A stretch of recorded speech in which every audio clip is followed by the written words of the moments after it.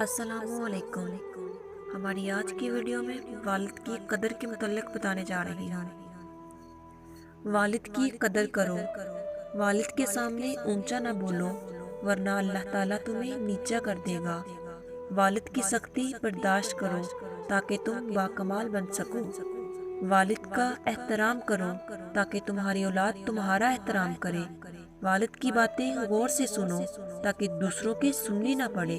والد کے سامنے نظریں جھکا کر رکھو تاکہ اللہ تمہیں دنیا والوں کی نظر میں اونچا کر دے۔ والد کی زندگی تجربات کی کھلی کتاب ہے، اس کتاب کے ایک ایک صفحے سے استفادہ حاصل کرو۔ والد سب سے بڑا خیر خواہ، مقدس، محافظ اور محسن ہے۔ والد کے انتقال سے پہلے اس کی قدر کر لو۔